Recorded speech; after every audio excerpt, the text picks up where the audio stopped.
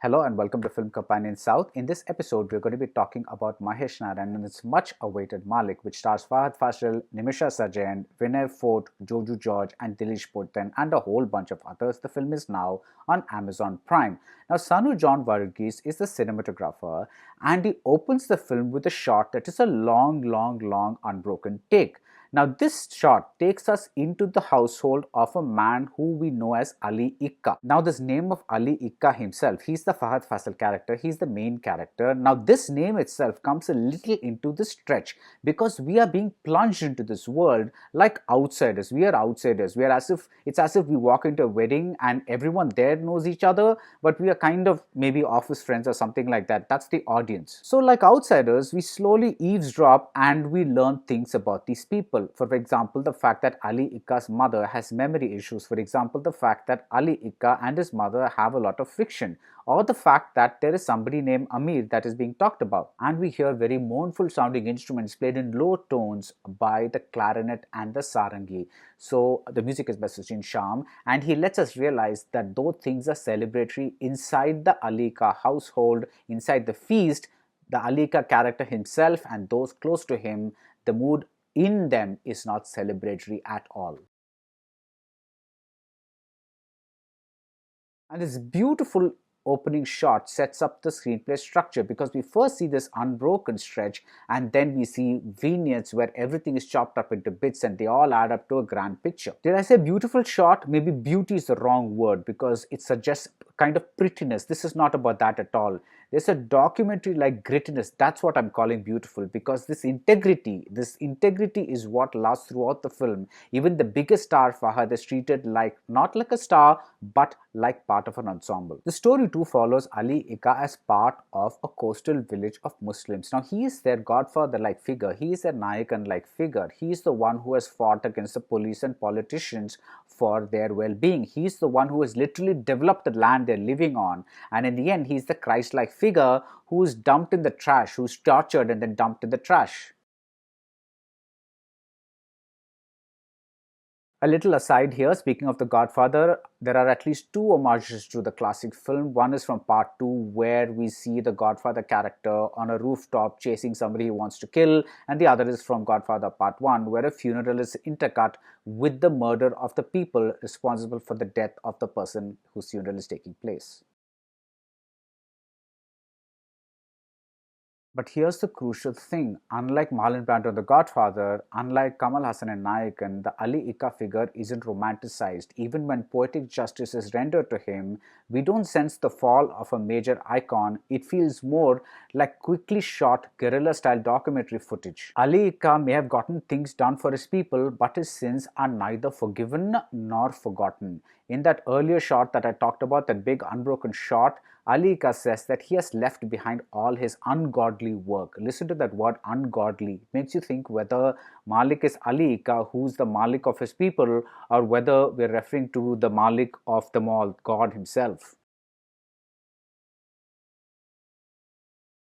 And the rest of the film shows us this ungodly work, whether it is done for the people or whether it is done for revenge, like Vadachennai, like Kamati Padam. This is a sprawling film with a lot of events, with a lot of characters. And because it is set in coastal towns, even the cities become part of the narrative. We hear about coastal relief work, we hear about tsunami relief work, we hear about a harbor being built, which is going to displace a lot of these poor fisherfolk. Malik is also the story of two communities, Christians and Muslims. The village, the coastal village that Ali Ikka belongs to, that's filled with Muslims, and the coastal village that the Vinay Fortt character David belongs to, that's filled with Christians. At first, Ali Ikka and David are best friends and the villagers get along famously. There's a wonderful image of a Christ extending his arms towards the sky, but actually it points to the mosque in the other village. It is almost as if one religion is embracing another, and this embrace is juxtaposed beautifully as a Muslim man is expressing his wish to marry a Christian woman. I thought this touch was wonderful. The rest of the story is about how these two communities are manipulated by the police and the politicians. Now we have to talk about the performances, whether it's Vinay Fortt as David,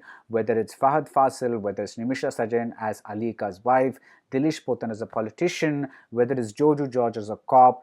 Everyone combines to give a masterclass on vanity-free acting. There are no actorly moments, none of that fussiness where somebody's adjusting a shirt collar or just scratching a chin or something like that. None of that. And maybe it's also the fact that the movie moves so fast that there is very little time for these actorly moments. And still, I was very moved by two moments.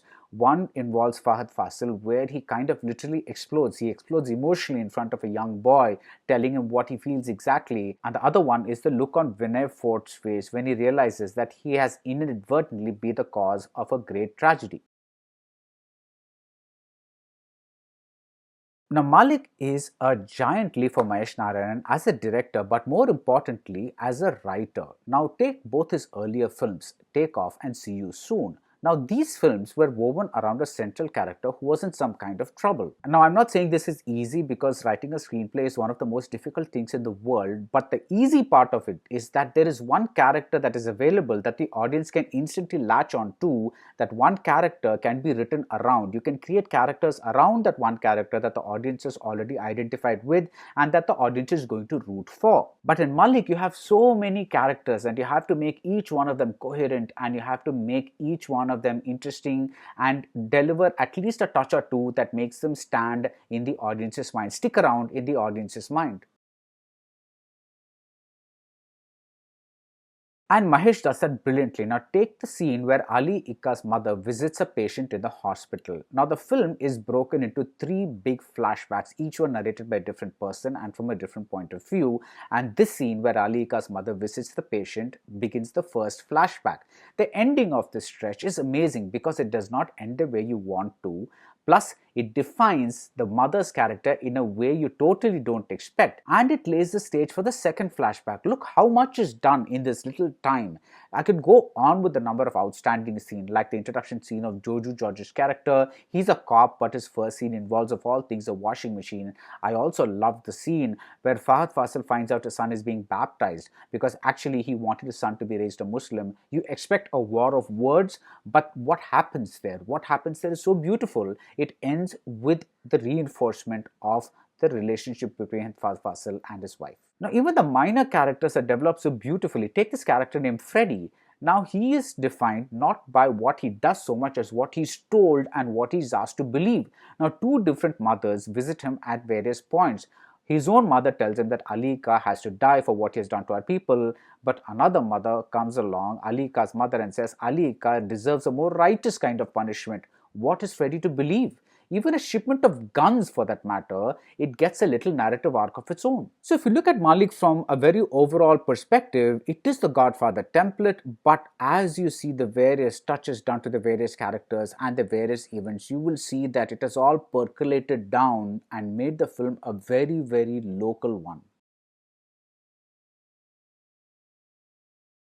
And Mahesh Narayanan, now I'm talking about the director, he makes us see the Fahadh Faasil character as someone who is worshipped as an angel and also denounced as the devil. In other words, he tells a hero story, what would otherwise be a hero story, in a most unheroic manner, and that's the brilliant thing about the movie. I think Malik is one of those movies that's going to keep revealing more the more you watch it because it is so dense and packed with information. But for now, I'll just say it is a spectacle, but not a grand spectacle, it's an intimate spectacle. And it proves that great cinema is often about not what is being told, but about how it is told. In other words, form is more important than content. I hope you liked how this review did a takeoff and then landed.